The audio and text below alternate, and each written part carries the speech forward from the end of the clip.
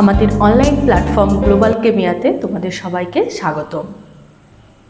আমরা পড়ছি দশম শ্রেণীর পরীক্ষাগার এবং রসায়ন শিল্পে অজৈব রসায়ন যে চ্যাপ্টারটা, সেই চ্যাপ্টারটা ভীষণ ইম্পর্ট্যান্ট। তোমাদের আমি আগেই বলেছি এখান থেকে অনেকটাই নাম্বার তোমাদের মাধ্যমিক পরীক্ষাতে থাকে এবং তোমরা যে ইন্ডাস্ট্রিয়াল যে ব্যাপারটা আর কি, কেমিস্ট্রির যে ইন্ডাস্ট্রিয়াল ইউজ, সেটা কিন্তু এখান থেকেই খানিকটা আমরা শুরু করব, যে এটা জাস্ট প্রিলিমিনারি। এরপর তোমরা যত এগিয়ে যাবে সায়েন্স নিয়ে বা কেমিস্ট্রি নিয়ে এগিয়ে যাবে, তখন দেখবে এই ইন্ডাস্ট্রিয়াল প্রয়োগগুলো কত হয়। এর আগের ক্লাসে আমরা পড়েছি অ্যামোনিয়া এবং অ্যামোনিয়ার শিল্প উৎপাদন আর অ্যামোনিয়ার থেকে কিভাবে ইউরিয়া উৎপাদন হয়। তোমরা এখনও যারা এই ক্লাসটা করোনি তারা অবশ্যই এই ক্লাসটা করো, দিলে তোমাদের নলেজ বাড়বে এবং এই ক্লাসের সিকোয়েন্স থাকবে। আমার এই ক্লাসের লিঙ্ক নিচে পিন কমেন্টে আছে, ডেসক্রিপশন বক্সেও আছে এবং আমার একদম পড়ানোর শেষেও এই চ্যানেলের এই মানে যেগুলোকে সমস্ত পরপর আমি একটা প্লে লিস্টে রেখেছি, সেই প্লে লিস্টের লিঙ্ক দেওয়া থাকবে। যারা তোমরা এখনও পড়োনি বা নতুন, তারা তোমরা প্লে লিস্ট থেকে এই সমস্ত এই চ্যাপ্টারের যে সমস্ত ক্লাসগুলো আছে তোমরা করতে পারো। আজকে আমরা শুরু করব হাইড্রোজেন সালফাইড। হাইড্রোজেন সালফাইড খুব ইন্টারেস্টিং একটা গ্যাস, কারণ হাইড্রোজেন সালফাইডের আমরা প্রথম বিবরণ শুরু করেছি একদম ক্লাস 7 থেকে। কারণ 7-এ যখন আমরা ভৌত এবং রাসায়নিক ধর্ম সম্পর্কে পড়ছিলাম, সেরকম সেইখানে ভৌত ধর্ম যেখানে উল্লেখ ছিল, সেইখানে স্পর্শ, গন্ধ এরকম কিছু ব্যাপার ছিল, তার সঙ্গে মানে সেইখানেই আমরা প্রথম ইন্ট্রোডিউস করি হাইড্রোজেন সালফাইড গ্যাসের। হাইড্রোজেন সালফাইড এবং অ্যামোনিয়া এই দুটো গ্যাসকেই আমরা কী করি, যে গন্ধের সাহায্যে তাদেরকে শনাক্ত করতে পারি। এরা ভীষণ পরিচিত এই একটাই কারণে, কারণ এদের গন্ধ, যেমন অ্যামোনিয়ার ঝাঁঝালো গন্ধ, কারণ পাবলিক টয়লেটে যেরকম ধরনের ঝাঁঝালো গন্ধ পাওয়া যায় সেটা অ্যামোনিয়া, তেমনি ডিম পচে গেলে যেরকম গন্ধ হয় সেটা হচ্ছে হাইড্রোজেন সালফাইড। কিন্তু যতই এর গন্ধ বাজে হোক, হাইড্রোজেন সালফাইড কিন্তু অত্যন্ত গুরুত্বপূর্ণ একটা গ্যাস পরীক্ষাগারের জন্য।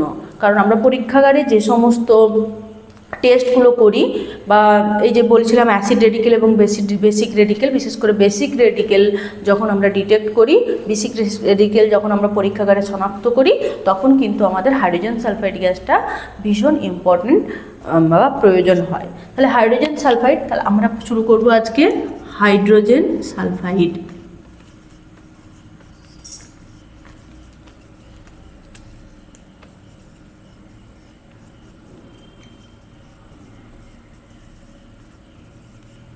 এর সংকেত হচ্ছে H2S। তাহলে হাইড্রোজেন সালফাইড প্রস্তুতি আমরা আগে করব পরীক্ষাগার প্রস্তুতি। তো পরীক্ষাগারে হাইড্রোজেন সালফাইড প্রস্তুতির জন্য কি কি রাসায়নিক দ্রব্য লাগে, খুব সাধারণ। পরীক্ষাগারে হাইড্রোজেন প্রস্তুতির জন্য এক রাসায়নিক দ্রব্য লাগে ফেরাস সালফাইড। কি লাগে? ফেরাস সালফাইড, সংকেত হচ্ছে FeS। ঠিক আছে। আর এর সঙ্গে কি লাগে? ফেরাস সালফাইডের সঙ্গে লাগে লঘু sulphuric acid.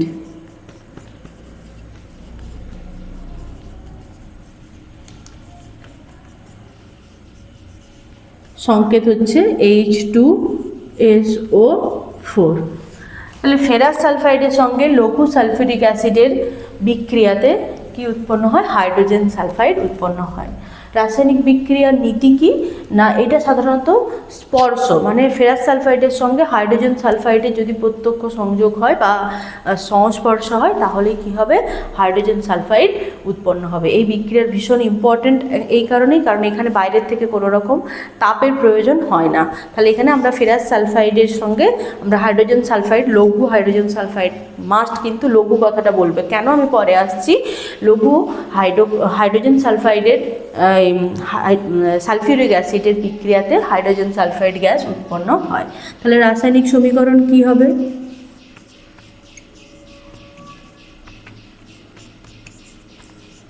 FeS plus H2SO4। নিচে কিন্তু অবশ্যই লঘু এই কথাটা লিখবে। ফেরাস সালফাইডের সঙ্গে বিক্রিয়াতে কি উৎপন্ন হয়? ফেরাস সালফেট এবং হাইড্রোজেন সালফাইড গ্যাস উৎপন্ন হয়। ঠিক আছে, ভীষণ ভীষণ ইম্পর্টেন্ট এই একটা রিয়াকশান। এরপর পরীক্ষাগারে আমরা যে এটাকে তৈরি করি, এই যে বেসিক রেডিকেল, বিশেষ করে গ্রুপ 2 যে সমস্ত রেডিকেলগুলো থাকে, গ্রুপ 2 রেডিকেলের মধ্যে থাকে হচ্ছে Cu++, barium plus plus, cadmium plus plus, আর থাকে জিঙ্ক। এই সমস্ত ধাতুগুলোকে, এই ধাতব আয়নগুলোকে শনাক্তকরণের জন্য হাইড্রোজেন সালফাইড গ্যাসটা লাগে। তাই পরীক্ষাগারে হাইড্রোজেন সালফাইড গ্যাস প্রস্তুত করার জন্য আমরা একটা বিশেষ ধরনের যন্ত্র ব্যবহার করি, যাকে বলি কিপ যন্ত্র, যেটা ব্যবহার করলে আমাদের যতটা প্রয়োজন ততটাই হাইড্রোজেন সালফাইড আমরা ব্যবহার করতে পারবো। তাহলে এখন আমরা দেখি কিপ যন্ত্র জিনিসটা কি। কিপ যন্ত্র হচ্ছে কিপ যন্ত্র যে দুটো অংশে বিভক্ত। কি হয় না, হচ্ছে 3টে গোলক বিশিষ্ট একটা পাত্র, যার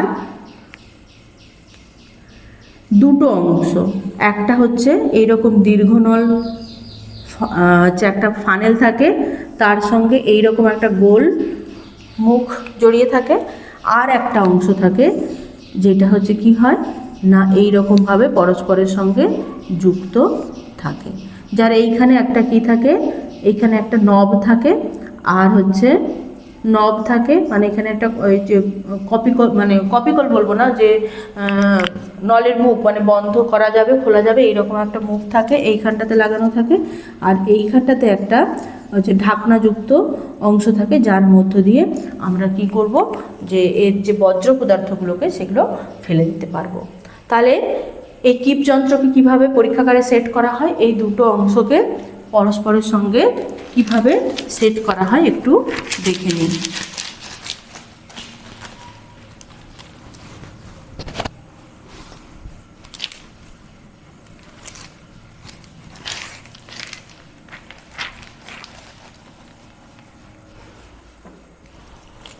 কি করা হয়,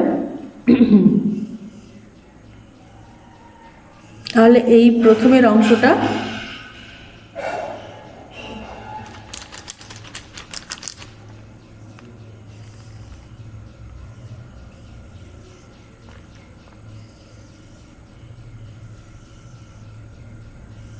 সবার উপরে থাকে। ঠিক আছে, এরপরে এই যে এই অংশটাকে তুলে নিয়ে কার উপর বসানো হয়, এই দ্বিতীয় অংশটার উপরে বসানো হয়।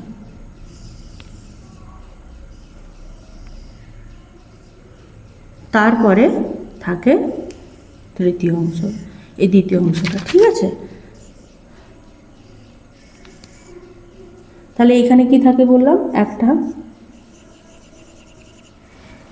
বজ্র পদার্থ বের করার জন্য কি থাকে, একটা হচ্ছে মুখ থাকে, মুখের উপরে ঢাকনা দেওয়া থাকে, আর এইখানে একটা কর্কযুক্ত কি লাগানো থাকে, কল লাগানো থাকে, ছিপি লাগানো থাকে, যেটাকে খুলে বন্ধ করে আমরা প্রয়োজন মতো হাইড্রোজেন সালফাইড গ্যাস হচ্ছে কি করতে পারবো, ইউজ করতে পারবো।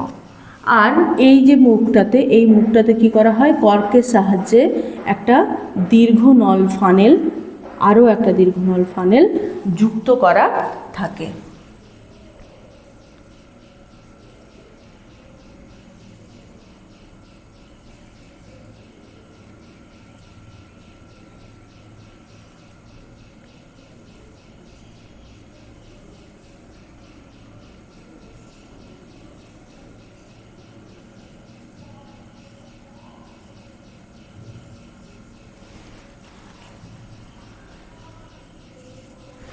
এরপর কি করা হয় না, এই যন্ত্রটাকে আমরা বলি কি নামে পরিচিত, কিপ যন্ত্র নামে পরিচিত, যেটা হচ্ছে পরীক্ষাগারে রাখা হয় কিপ যন্ত্র। এই যন্ত্রের মধ্যে এই যে অংশটাতে, এই অংশটাতে কি করা হয়, ফেরাস সালফাইড মানে হচ্ছে যে চূর্ণ থাকে, সেই ফেরাস সালফাইডকে প্রবেশ করানো হয়। ঠিক আছে, এখানে কি থাকে, ফেরাস সালফাইড পূর্ণ করা থাকে। ঠিক আছে, ফেরাস সালফাইড পূর্ণ করা থাকে। এরপরে কি করা হয় না, এই দীর্ঘনল ফানেলের সাহায্যে সালফিউরিক অ্যাসিড যোগ করা হয়। কি করা হয়, লঘু সালফিউরিক অ্যাসিড যোগ করা হয়। তাহলে এই দিকে লঘু সালফিউরিক অ্যাসিড যোগ করা হয়। তাহলে এগুলো সমস্ত কি হয়, লঘু সালফিউরিক অ্যাসিড পূর্ণ অবস্থাতে থাকে। আচ্ছা, এইখানটাতে কিন্তু কি হয়, একটু ফাঁক থাকে, যেটার মধ্য দিয়ে এই যে সালফিউরিক অ্যাসিডটা এই ফেরাস সালফাইডের সংস্পর্শে আসতে পারে। তাহলে কি করা হয়, এর মধ্য দিয়ে লঘু সালফিউরিক অ্যাসিড পূর্ণ করা হয়। তাহলে এটা হচ্ছে কি সালফিউরিক অ্যাসিড, আর এটা কি ফেরাস সালফাইড। এরপর যখনই এইখান থেকে তুমি লঘু সালফিউরিক অ্যাসিড যোগ করবে, লঘু সালফিউরিক অ্যাসিড প্রবেশ করাবে, তখন সেই লঘু সালফিউরিক অ্যাসিডটা এই ছিদ্র পথে উপরে উঠবে এবং কি ফেরাস সালফাইডের সংস্পর্শে আসবে। যখনই সংস্পর্শে আসবে তখনই তাহলে কি রিয়াকশান হবে, ফেরাস সালফাইড প্লাস লঘু H2SO4 তাহলে বিক্রিয়া করে কি উৎপন্ন করবে, ফেরাস সালফেট সঙ্গে উৎপন্ন করবে H2S গ্যাস। তাহলে এই যে গ্যাসটা উৎপন্ন হবে সেই গ্যাসটা কোথায় জমা হবে, এইখানে জমা হবে, এখানে H2S গ্যাস জমা হবে। H2S গ্যাস যদি জমা হয় তাহলে এখানে কি লাগানো আছে, নব লাগানো আছে, নব বন্ধ করা আছে।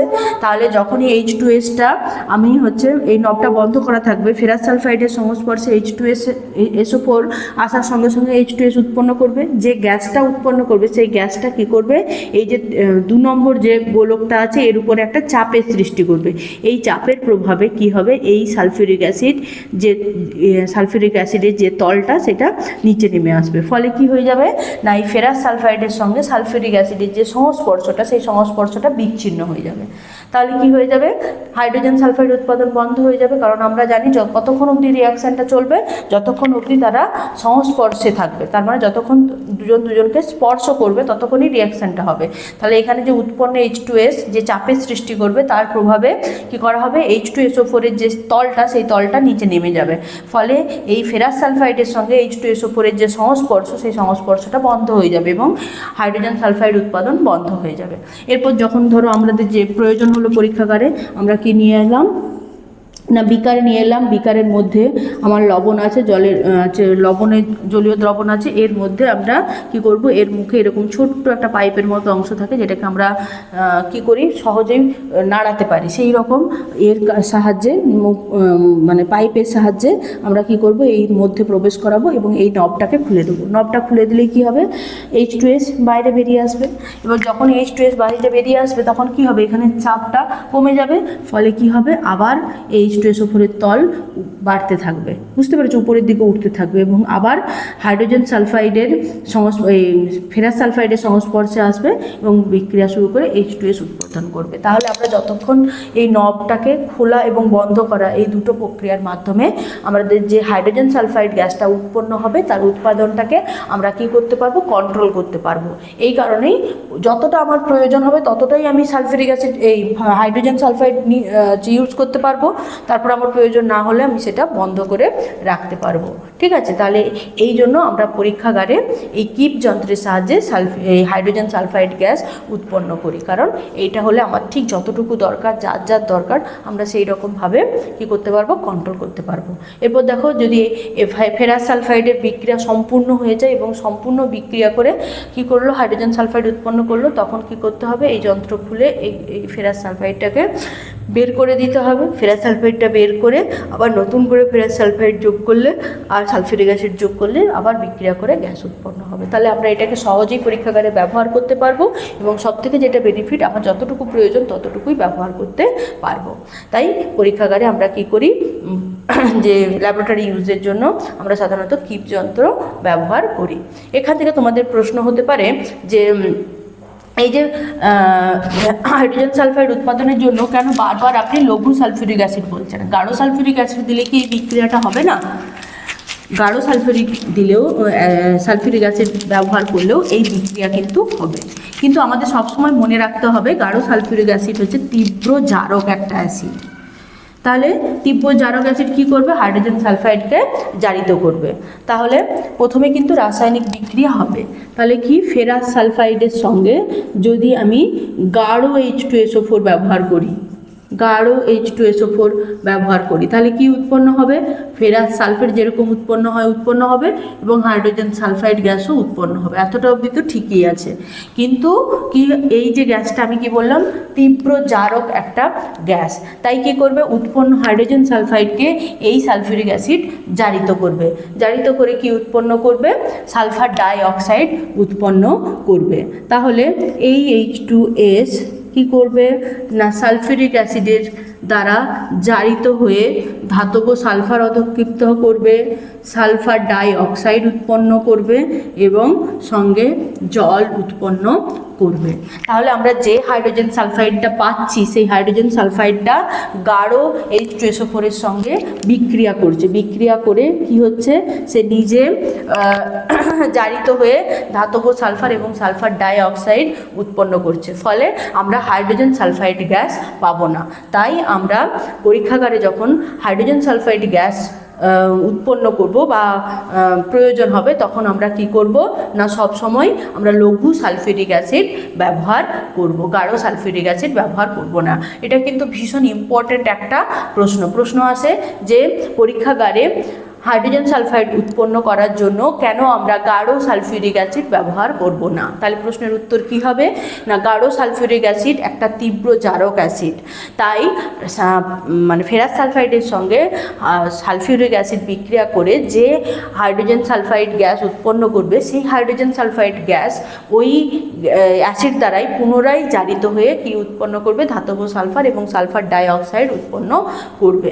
ঠিক আছে, তাই জন্য কি হয় না না হচ্ছে আমরা গাঢ় সালফিউরিক অ্যাসিড ব্যবহার করি না। আচ্ছা, এরপরে আরেকটা প্রশ্ন হয় যে আমি সালফিউরিক অ্যাসিড বাদে যদি গাঢ় নাইট্রিক অ্যাসিড ব্যবহার করি তাহলে কি হবে? ঠিক আছে, তাহলে নাইট্রিক অ্যাসিডের বিক্রিয়াতে একই রকম বিক্রিয়াতে থাকবে, নাইট্রিক অ্যাসিডের সঙ্গে বিক্রিয়াতেও কি উৎপন্ন হবে না হচ্ছে ফেরাস সালফাইড উৎপন্ন হবে না তা কিন্তু নয়। তাহলে ফেরাস সালফাইডের সঙ্গে যদি আমি নাইট্রিক অ্যাসিডের বিক্রিয়া করি তাহলে কি উৎপন্ন হবে? ফেরাস নাইট্রেট সঙ্গে কি উৎপন্ন হবে? হাইড্রোজেন সালফাইড গ্যাস উৎপন্ন হবে। এই নাইট্রিক অ্যাসিড যে নাইট্রিক অ্যাসিড সেই নাইট্রিক অ্যাসিডও কিন্তু একটি জারক অ্যাসিড। নাইট্রিক অ্যাসিডও হচ্ছে কি অ্যাসিড? একটা জারক অ্যাসিড। এই কি করে না এও হাইড্রোজেন সালফাইডকে জারিত করে ধাতব সালফার উৎপন্ন করে। তাহলে বিক্রিয়া কি হয়?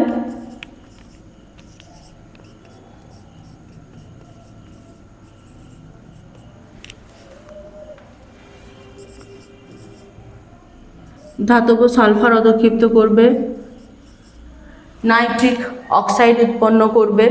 ঠিক আছে, কি উৎপন্ন করবে? নাইট্রিক অক্সাইড উৎপন্ন করবে, সঙ্গে কি উৎপন্ন করবে?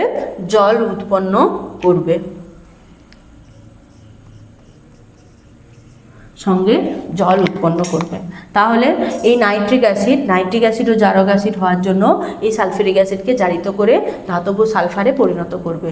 অর্থাৎ এই যে উৎপন্ন যে হাইড্রোজেন সালফাইড জারিত হয়ে ধাতব সালফার উৎপন্ন করবে, ফলে আমরা হাইড্রোজেন সালফাইড গ্যাস পাবো না। তাই জন্য আমরা নাইট্রিক অ্যাসিডও ব্যবহার করব না। তাহলে পরীক্ষাগারে হাইড্রোজেন সালফাইড গ্যাস উৎপাদনের জন্য কেবলমাত্র আমরা লঘু সালফিউরিক অ্যাসিডই ব্যবহার করব। আচ্ছা, এখান থেকে আরও একটা প্রশ্ন হয়, কেবলমাত্র আমরা হাইড্রোজেন সালফাইড গ্যাসই কি আমরা কিপ যন্ত্রের সাহায্যে প্রস্তুত করতে পারি? এছাড়া কি অন্য গ্যাস কোনো উৎপাদন করা যাবে না? না, যাবে, অন্যান্য গ্যাস উৎপন্ন করা যাবে। কারণ আমাদেরকে এখানে কি দেখতে হবে? বিক্রিয়ার কি কন্ডিশন আছে সেই কন্ডিশনটা আমাকে লক্ষ্য করতে হবে। এখানে বিক্রিয়ার কন্ডিশন কি দেওয়া আছে?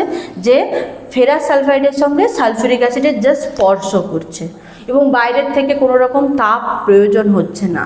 তাহলে এমন কোনো আমরা রাসায়নিক বিক্রিয়া যদি জানি যে যেটা কেবলমাত্র তাপ লাগছে না, স্পর্শতেই হচ্ছে, এবং একটা হচ্ছে তার মধ্যে কঠিন আর একটা হচ্ছে তার মধ্যে তরল, এই রকম দুটো পদার্থের সঙ্গে বিক্রিয়া করে যদি কোনো গ্যাস উৎপন্ন করে, তাহলে সেই সমস্ত গ্যাসগুলোকে মানে স্পর্শ করলেই গ্যাস উৎপন্ন করবে। কোনো কঠিন এবং তরল পরস্পরের সঙ্গে সংস্পর্শ করলেই কি করবে? গ্যাস উৎপন্ন হবে। এই কন্ডিশন যদি কোনো রিয়াকশানের ক্ষেত্রে থাকে, তাহলে সেই সমস্ত রিয়াকশান আমরা কিপ যন্ত্রের সাহায্যে করতে পারবো।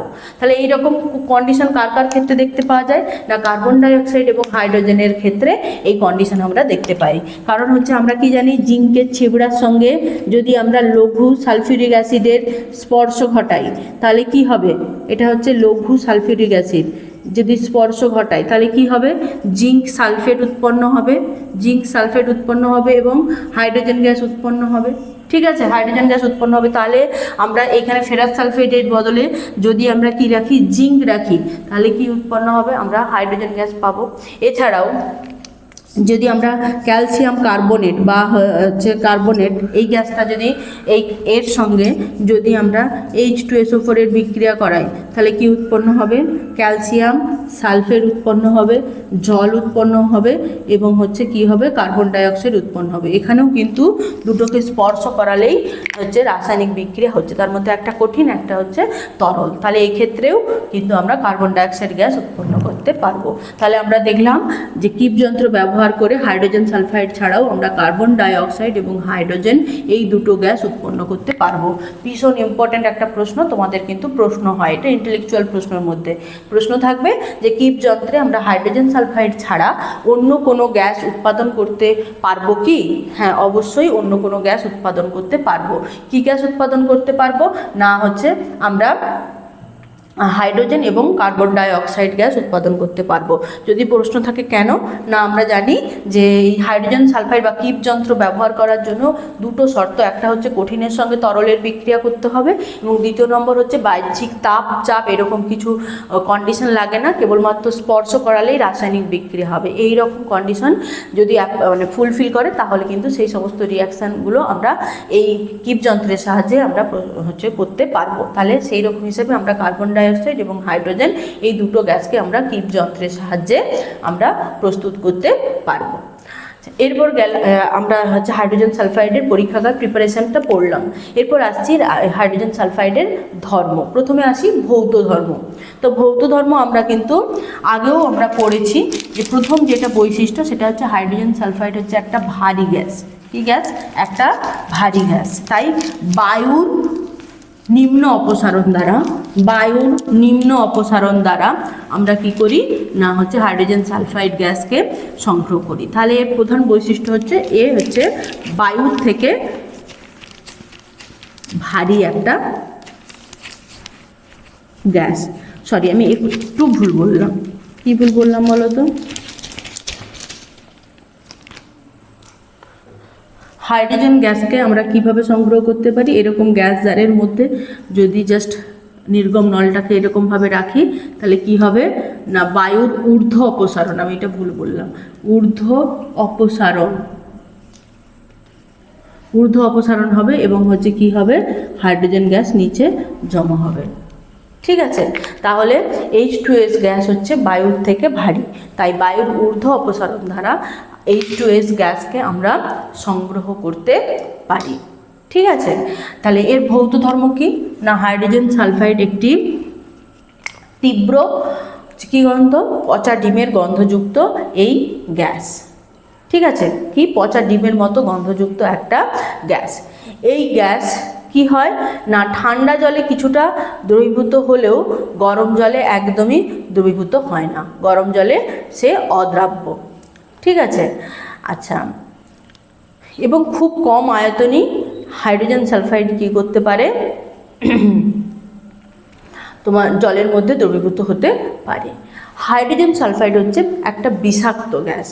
আমরা যদি হাইড্রোজেন সালফাইড গ্যাস আমাদের শরীরে প্রবেশ করে বেশি মাত্রায়, তাহলে প্রথমে কি হবে, শ্বাসকষ্ট শুরু হবে, পরে বডির সঙ্গে বিভিন্ন রকম করে কি করতে পারে, মানুষের মৃত্যু পর্যন্ত হতে পারে, শ্বাসকষ্ট জনিত কারণে মৃত্যু পর্যন্ত হতে পারে। তাহলে হাইড্রোজেন সালফাইড হচ্ছে একটা কি হচ্ছে, এর বিষক্রিয়া আছে। হাইড্রোজেন সালফাইড গ্যাস ধরলে প্রথমে হচ্ছে আমাদের শ্বাসকষ্ট শুরু হবে, পরে সংজ্ঞাহীন হবে, তারপরে মানুষ মারাও যেতে পারে। এরপর আসছি হাইড্রোজেন সালফাইড। হাইড্রোজেন সালফাইড একটি ক্ষারধর্মী গ্যাস, ঠিক আছে। হাইড্রোজেন সালফাইড একটা ক্ষারধর্মী গ্যাস, কিন্তু এর জলীয় দ্রবণ মানে একে যখন জলে দ্রবীভূত করা হয় এটা তখন মৃদু আম্লিকের ন্যায় মানে মৃদু অম্লের ন্যায় আচরণ করে। কারণ আমরা হাইড্রোজেন সালফাইডকে যখনই জলে দ্রবীভূত করব বা জলের সঙ্গে তোমার জলের মধ্যে দ্রবীভূত করব তখন কি উৎপন্ন করবে, খুব কম মাত্রায় হাইড্রোনিয়াম আয়ন উৎপন্ন করবে। এবং কতগুলো হাইড্রোনিয়াম আয়ন উৎপন্ন করতে পারে, 2টো হাইড্রোনিয়াম আয়ন উৎপন্ন করে। যদিও খুব কম মাত্রায়, তাও 2টো হাইড্রোনিয়াম আয়ন উৎপন্ন করে। তার মানে জলীয় দ্রবণে বিয়োজিত হয়ে 2টো H+ আয়ন দেয়, তাই একে আমরা দ্বিক্ষারীয় অ্যাসিড বলতে পারবো। কিন্তু এটা হচ্ছে একটা কি অ্যাসিড, মৃদু অ্যাসিড। কি অ্যাসিড, মৃদু অ্যাসিড। কিন্তু অ্যাসিডের প্রকৃতি কি, এটা হচ্ছে দ্বিক্ষারকীয় একটা অ্যাসিড, দ্বিক্ষারকীয় একটা অ্যাসিড। কেন দ্বিক্ষারকীয়, না এই যে জলীয় দ্রবণে বিয়োজিত হয়ে 2টো H+ আয়ন দেয়, তাই জন্য এটাকে বলা হচ্ছে দ্বিক্ষারীয় অ্যাসিড। ঠিক আছে। আচ্ছা, তাহলে এটা উৎপন্ন করবে কি, H3O plus S double minus. তাহলে আমরা যদি এমনি লিখি H2S বিয়োজিত হয়ে 2টো হাইড্রোজেন প্লাস আয়ন উৎপন্ন করবে এবং একটা হচ্ছে সালফাইড আয়ন উৎপন্ন করবে। যেহেতু এই 2টো হাইড্রোজেন প্লাস আয়ন উৎপন্ন করছে তাই এটাকে বলা হচ্ছে দ্বিক্ষারীয় অ্যাসিড। যেহেতু মৃদু অ্যাসিড তাহলে কি করবে, নীল লিটমাসকে অবশ্যই লাল করবে সে। ঠিক আছে, এটা হচ্ছে অ্যাসিডের ধর্ম। আচ্ছা, অ্যাসিড তাহলে কি করবে, ক্ষারের সঙ্গে বিক্রিয়া করে লবণ এবং জল উৎপন্ন করবে। তাহলে কি হয় না হচ্ছে H2S, সোডিয়াম হাইড্রোক্সাইড একটা ক্ষার, তাহলে NaOH এর সঙ্গে বিক্রিয়া করে কি উৎপন্ন করবে, Na2S মানে সোডিয়াম সালফাইড, এবং সঙ্গে কি উৎপন্ন করবে, জল উৎপন্ন করবে।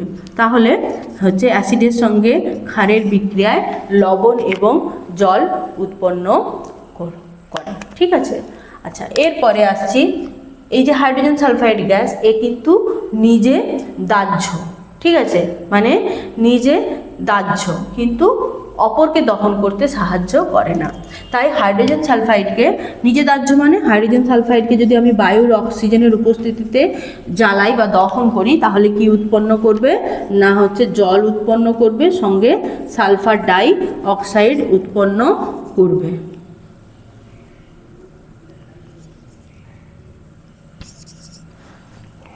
ঠিক আছে, সালফার ডাই অক্সাইড উৎপন্ন করবে এবং হচ্ছে জল উৎপন্ন করবে। আর যদি কম বায়ুতে যদি একে আমরা পোড়াই, কম বায়ুতে যদি আমরা একে পোড়াই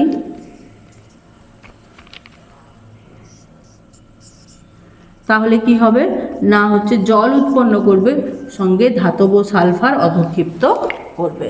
ঠিক আছে, তাহলে মনে রাখতে হবে এর এর ধর্মগুলো কি হলো। তাহলে এটা একটা দ্বিক্ষারকীয় অ্যাসিড, এ মৃদু অ্যাসিড, তাহলে নীল লিটমাসকে লাল করে, জলে খুব অল্প মাত্রায় বিয়োজিত হয়, বিয়োজিত হয়ে 2টো H+ আয়ন দেয়। আচ্ছা, যেহেতু হচ্ছে অ্যাসিড ধর্মী তাই ক্ষারের সঙ্গে বিক্রিয়া করে লবণ এবং জল উৎপন্ন করে, নিজে জলে না, এই নিজে জলে কিন্তু হচ্ছে দহনে সহায়ক নয়, মানে অপরকে জ্বলতে সাহায্য করে না। তাই অক্সিজেন উপস্থিতিতে যদি আমরা একে পোড়াই তাহলে কি উৎপন্ন হবে, জল উৎপন্ন হবে এবং সালফার ডাই অক্সাইড উৎপন্ন হবে। ঠিক আছে, এরপরে আমরা আসছি এর রাসায়নিক ধর্ম। ঠিক আছে, রাসায়নিক ধর্ম।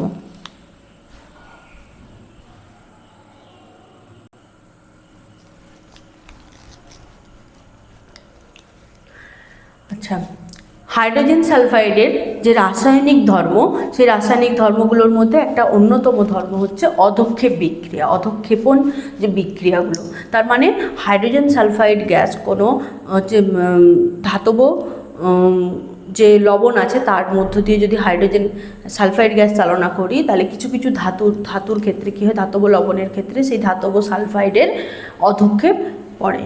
ঠিক আছে, সেই অধক্ষেপগুলো বিভিন্ন রকম কালার হয়, যা দেখে আমরা ওই লবণের মধ্যে থাকা ধাতব আয়নগুলোকে শনাক্ত করতে পারি। সাধারণত আমরা গ্রুপ 2 যে এলিমেন্ট, সেই এলিমেন্টগুলোর শনাক্তকরণের জন্য মানে হাইড্রোজেন সালফাইড গ্যাস ব্যবহার করি। তার মধ্যে আমি আগেই বলেছিলাম একদম শুরুর সময় কি আয়ন থাকে, Cu++ মানে কিউপ্রিক আয়ন থাকে, Zn++ আয়ন থাকে, আচ্ছা ক্যাডমিয়াম আয়ন থাকে, বেরিয়াম আয়ন থাকে, বেরিয়াম আয়ন থাকে এবং কি থাকে, লেড আয়ন থাকে।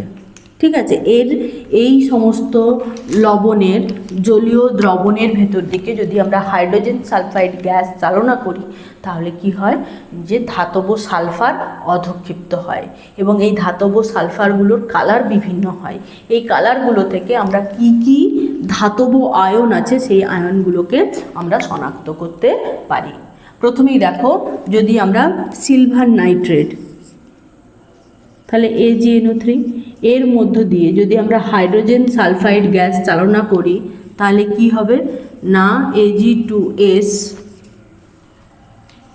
এর কালো অধক্ষেপ আসবে।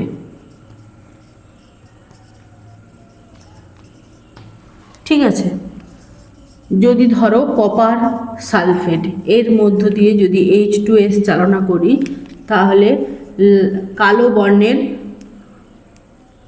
কিউপ্রিক সালফাইডের অধক্ষেপ হয়। এটারও বর্ণ কি, কালো, সঙ্গে কি উৎপন্ন হয়, H2SO4 উৎপন্ন হয়।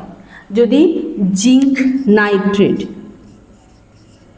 এর মধ্য দিয়ে যদি H2S গ্যাস চালনা করা হয় তাহলে কি উৎপন্ন হয়, জিঙ্ক সালফাইডের সাদা অধক্ষেপ আসে। কি আছে, জিঙ্ক সালফাইডের সাদা অধক্ষেপ আসে, সঙ্গে নাইট্রিক অ্যাসিড উৎপন্ন হয়।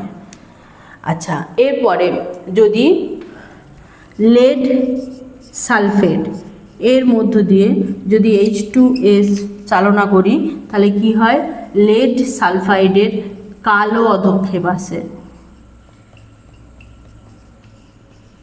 আবার যদি ক্যাডমিয়াম ক্লোরাইড, এর উপর দিকে যদি H2S গ্যাস চালনা করি তাহলে ক্যাডমিয়াম সালফাইডের হলুদ অধক্ষেপ আসে।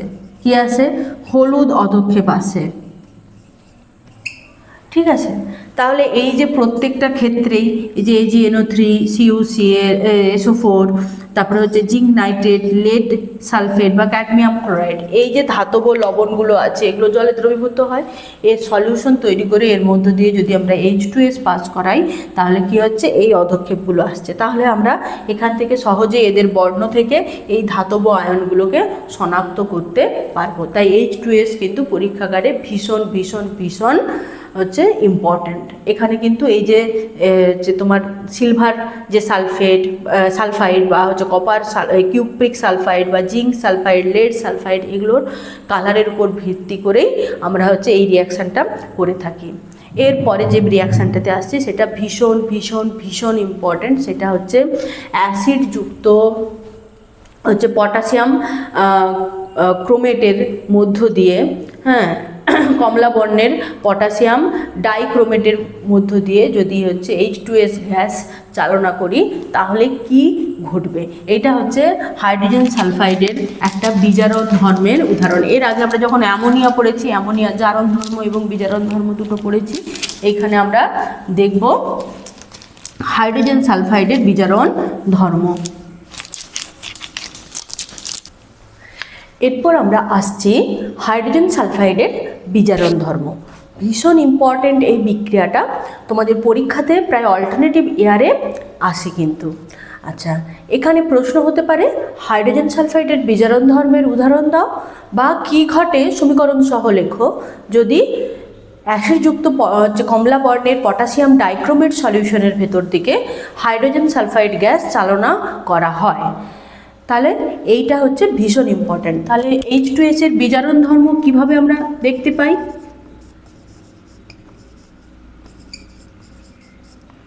কি বললাম, অ্যাসিডযুক্ত, এখানে সাধারণত আমরা কি ব্যবহার করি, সালফিউরিক অ্যাসিড। তাহলে অ্যাসিডযুক্ত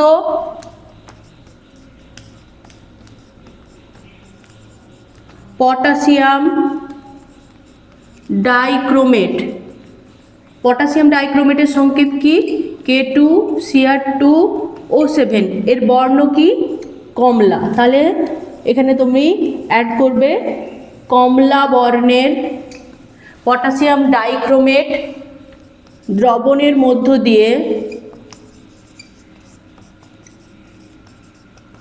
H2S গ্যাস চালনা করলে পটাশিয়াম ডাইক্রোমেট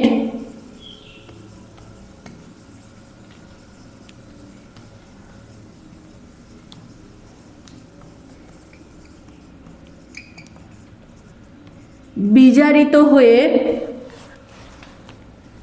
সবুজ বর্ণের ক্রোমিক সালফেট উৎপন্ন করে।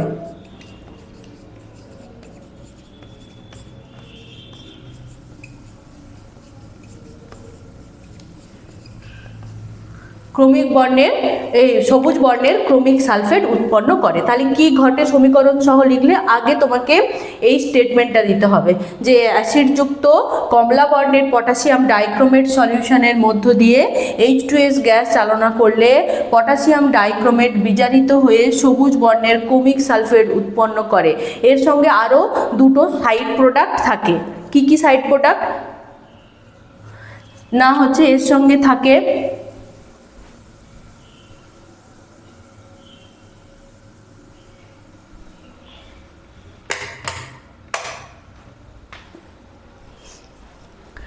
এর সঙ্গে সাইড প্রোডাক্ট হিসেবে থাকে যেরকম হচ্ছে ক্রোমিয়াম সালফেট থাকে, তেমনি হচ্ছে পটাশিয়াম সালফেটও থাকে। সঙ্গে নিজে এই যে এর সঙ্গে যুক্ত করবে, এর সঙ্গে পটাশিয়াম সালফেট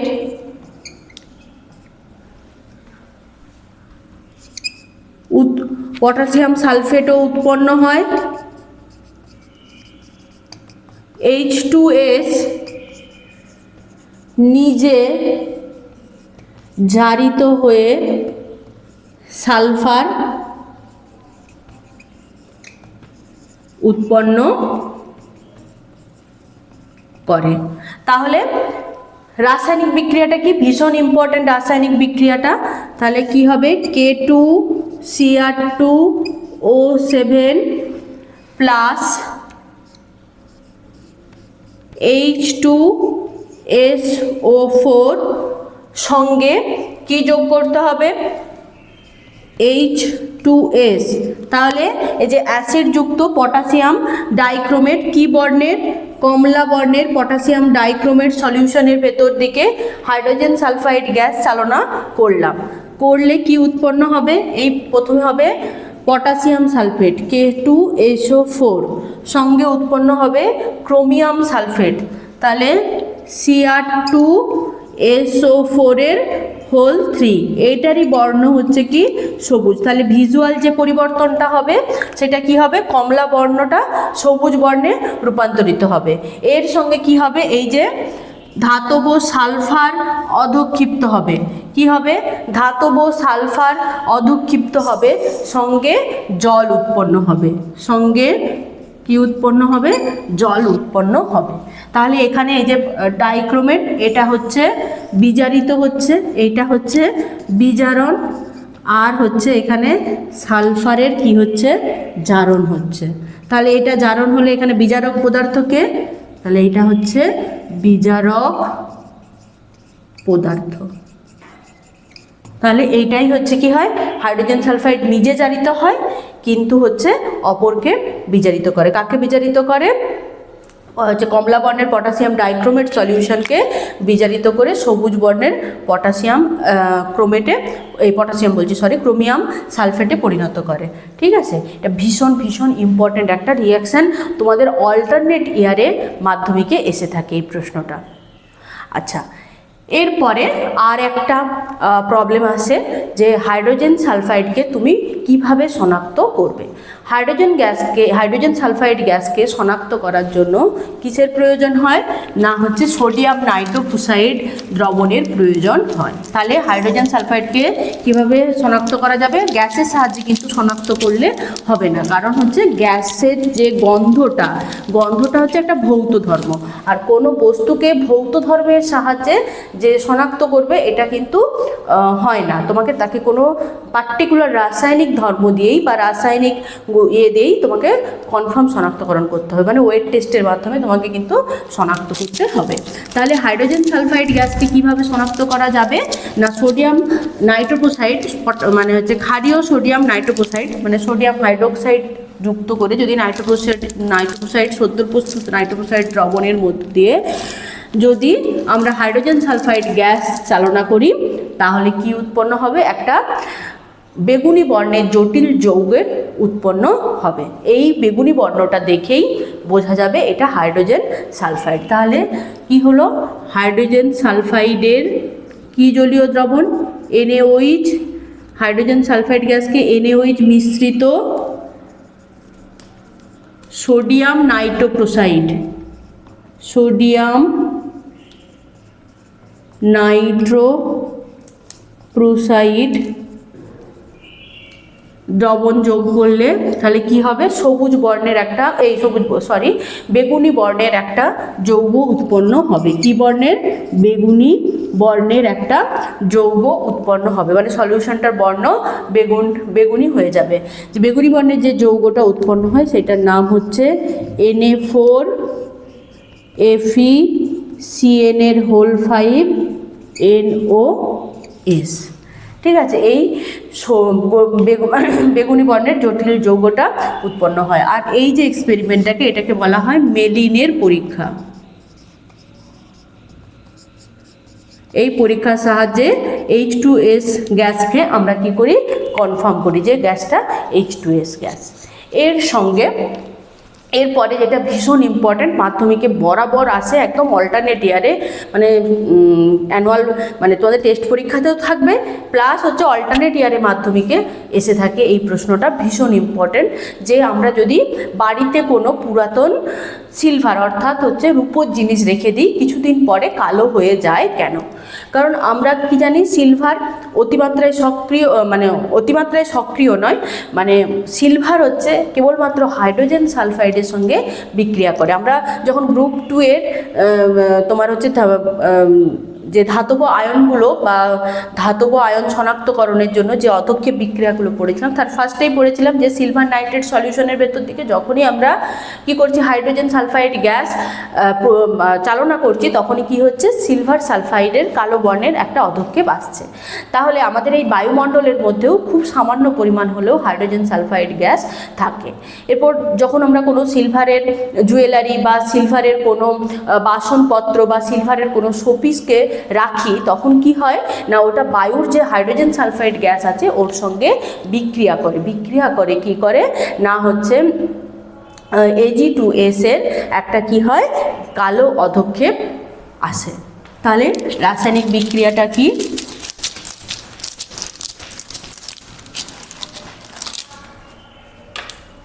তাহলে সিলভার মানে হচ্ছে Ag এর সঙ্গে H2S যদি চালনা করে তাহলে কি হয় না হচ্ছে Ag2S এর একটা কালো অধক্ষেপ ওই বস্তুর উপর পড়বে, সঙ্গে কি উৎপন্ন হবে, হাইড্রোজেন গ্যাস উৎপন্ন হবে। হাইড্রোজেন গ্যাস তো বায়ুমণ্ডলে মিশে যাবে, কিন্তু এই Ag2S এর যে অধক্ষেপটা সেটা ওই বস্তুর উপর রয়ে যাবে।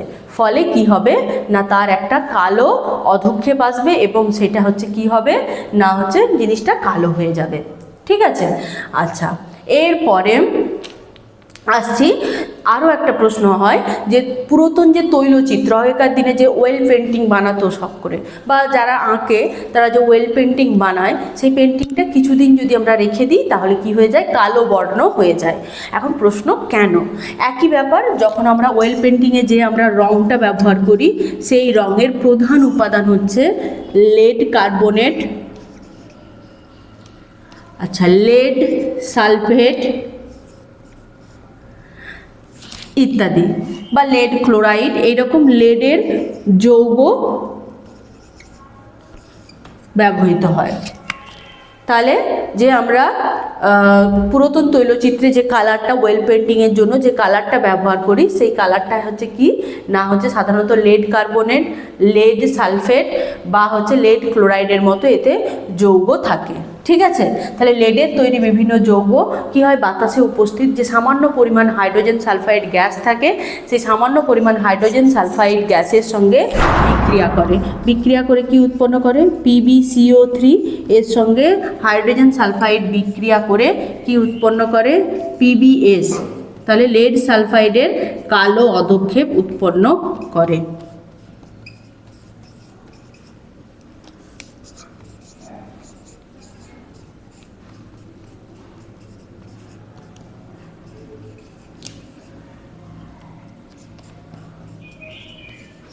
তাহলে এই কালো অধক্ষেপগুলোর জন্য কি হয় না, হচ্ছে ওই পুরাতন তৈলচিত্রটা কালো হয়ে যায়।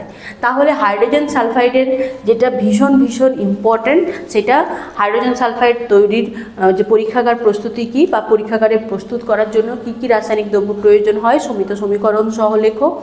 এছাড়াও হাইড্রোজেন সালফাইডের যে রাসায়নিক ধর্ম, তারগুলোর মধ্যে হচ্ছে বিজারণ ধর্মের প্রমাণ দাও বা কী ঘটে সমীকরণ সহ লেখো বলে ওই অ্যাসিডযুক্ত পটাশিয়াম ডাইক্রোমেট সলিউশনের যে রিয়াকশানটা আছে ওইটা পড়ে। বা এছাড়াও ভীষণ ইম্পর্ট্যান্ট হচ্ছে এই যে সিলভার এবং হচ্ছে পুরাতন তৈলচিত্রকে বায়ুমণ্ডলে রেখে দিলে, যে কোনো একটাই আছে, বায়ুমণ্ডলে রেখে দিলে সেটা কিছুদিন পর কালো হয়ে যায় কেন। ঠিক আছে, তাহলে আজকে এই পর্যন্তই। তোমরা কিন্তু খুব খুব ভালো করে পড়ো, এটা ভীষণ ইম্পর্টেন্ট এবং খুব সহজ একটা চ্যাপ্টার, যেগুলো মেমোরাইজ করলেই মোটামুটি তোমরা লিখতে পারবে। এখান থেকে হিউজ নাম্বার একটা প্রশ্ন আসে, তো তোমরা ভালোভাবে পড়াশুনো করো। দেখা হবে পরের ক্লাসে আমরা শুরু করব তোমাদের পরের যে আছে নাইট্রোজেন। আজকে এই পর্যন্তই, দেখা হবে পরের ক্লাসে। ধন্যবাদ।